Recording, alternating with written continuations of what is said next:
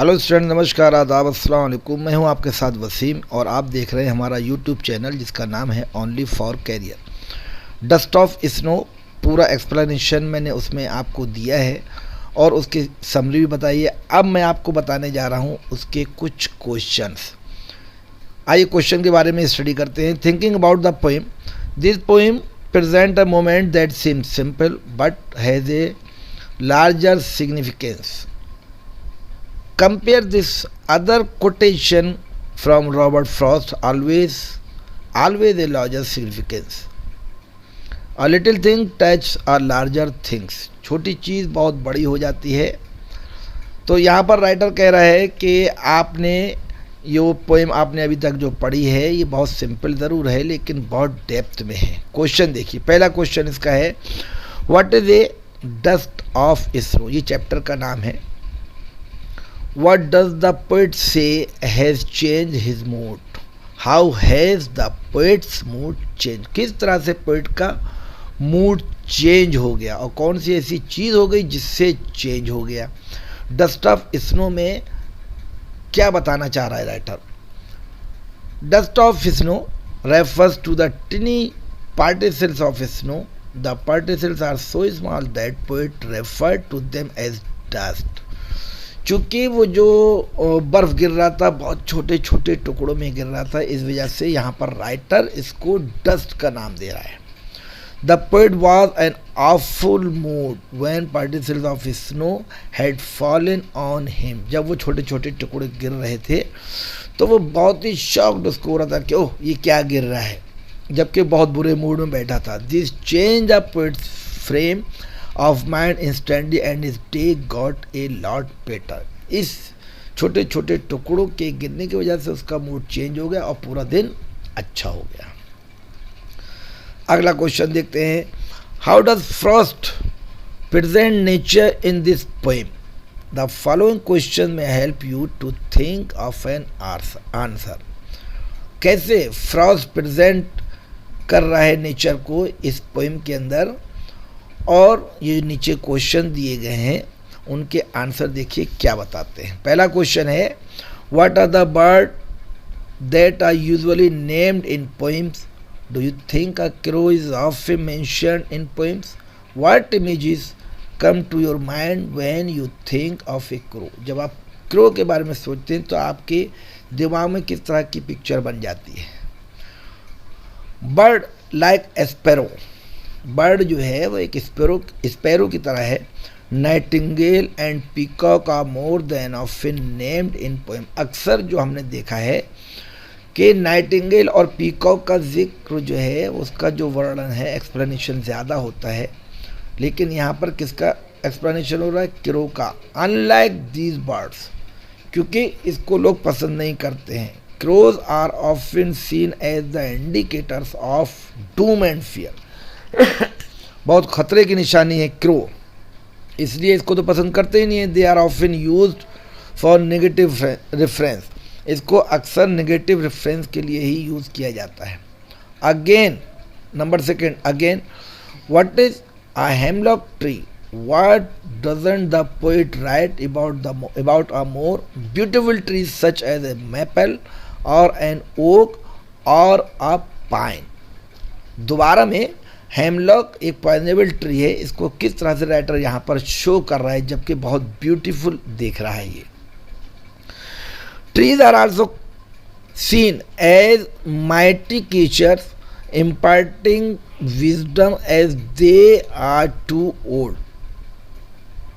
Trees जितने पुराने होते चले जाते हैं उतने ही अच्छे लगना शुरू हो जाते हैं। ये एक भगवान की देन है। They give out oxygen and absorb the carbon dioxide which is connected with absorbing all the negative energy. क्या करते हैं कि ये हमें ऑक्सीजन देते हैं और कार्बन डाइऑक्साइड जो है वो अपने अंदर ऑब्जर्व कर लेते हैं। बट लेकिन there are trees that are poisonous too like a hemlock tree, लेकिन ये बहुत पॉइजनस भी होते हैं जैसे hemlock tree. The poet doesn't mention a more beautiful trees such as maple oak or pine because he want to indicate a sad scene.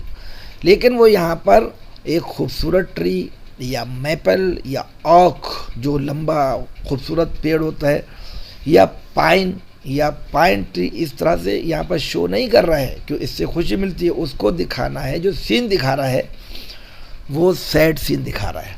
Being poisonous a hemlock tree is considered bad and so he refers to it. इसीलिए वो इसको consider कर रहा है कि मुझे bad scene show करना है, इस वजह से हेमलॉक ही बेहतर है। Third, what do the crow and hemlock represent? Joy or sorrow? What does the dust of snow that the crow shakes off a hemlock tree stand for? कहते crow जो hemlock के ऊपर बैठा है रिप्रेजेंट कर रहा है, क्या रिप्रेजेंट कर रहा है? जॉय और सोरो, उसको उस पे बैठने में खुशी मिल रही है, दुख हो रहा है। What does the dust of snow the crow shakes of a hemlock tree stand for? और जो वो उसके क्रो की वजह से जो छोटे छोटे टुकड़े गिर रहे हैं बर्फ़ के, यानी बर्फ़ जो गिर रही है, वो क्या बताना चाहती है? आंसर देखिए, both crow and hemlock tree represent सोरो। कौवा, क्रो और हेमलॉक दोनों सोरो का प्रतीक है। Frost has used both the negative creatures as the carriers of positivism and strength that transformed his day for the better. दोनों जो है अपने दिन को अच्छा बनाने की कोशिश कर रहे हैं। By not using birds like a sparrow and nightingale and trees like maple, oak or pine. The post has tried to break down all the preconceived notions we have about certain agents of nature. He has tried to make us understand that we see the world not as how it is, but as how we want to see it. Thus, the crow sitting and hemlock tree together made his day better. The dust of snow stands for joy. Dust of snow जो है वो Joy का symbol है, और जो crow hemlock के ऊपर बैठा है और हेमलॉक से वो जो गिर रहा है, जबकि क्रो और हेमलॉक दोनों जो है वो जॉय का प्रतीक नहीं है। लेकिन जब स्नो गिरती है और राइटर को अच्छा लगता है तो वहाँ पर खुशी मिलती है, तो ये आप कह सकते हैं कि हेमलॉक का प्रतीक है। तो इस तरह से देखिए, इसमें क्वेश्चन नंबर 4 है, ये आपको खुद पढ़ना है, ये मैं आपको जिम्मेदारी के साथ छोड़ रहा हूँ, आप इसको पढ़िए। छोटे छोटे क्वेश्चन मैं आपको बता दे रहा हूँ, ऑब्जेक्टिव टाइप क्वेश्चन है। देखिए, who is the poet of the poem dust of snow? ये कभी कभी आधे आधे नंबर के या एक एक नंबर के आ जाते हैं। Who is the poet of the poem dust of snow? Dust of snow के राइटर कौन हैं, लिखने वाले कौन हैं? पहला दिया है Leslie Norris, Robert Frost, Caroline Wells या रॉबिन कैलिन। तो आंसर है आपका बी, रॉबर्ट फ्रॉस्ट। सेकेंड है, why does the poet call it dust of snow? Poet ने इसको डस्ट ऑफ स्नो का नाम क्यों दिया है? पोएट ने इसको डस्ट ऑफ स्नो का नाम क्यों दिया? इसमें 4 ऑप्शन। स्नो पार्टिकल वर टूटनी, they came over him like dust, they felt like dust, they looked like dust. तो आंसर इसमें बी आपका सही है। इसी तरह से थर्ड क्वेश्चन है, the poet says of a day I had rued, what is meaning of rued? Meaning क्या है र्यूड का यहाँ पर? Rued, held in regret, rued या कंकर्ड? तो यहाँ पर इसका मीनिंग है बी, यानी हेल्ड इन रिग्रेट, पछताना, पछता रहा। तो ये सारे क्वेश्चन हैं, 10 क्वेश्चन हैं। 10 क्वेश्चन के आंसर भी मैंने यहाँ पर दिया है, और मुझे पूरा भरोसा है कि ये आपको हेल्प करेंगे और आप सेटिस्फाई भी होंगे। ये छोटा सा चैप्टर था। अगर आपको अच्छा लगा हो तो प्लीज़ आप मुझे सब्सक्राइब कीजिए, लाइक कीजिए और अपने सारे दोस्तों में शेयर ज़रूर कीजिए। और इसी के साथ दीजिए आप वसीम को इजाज़त। नेक्स्ट चैप्टर के लिए आप तैयार रहिए, जिस चैप्टर का नाम है फायर एंड आइस। इसी के साथ दीजिए वसीम को इजाज़त। Thank you so much.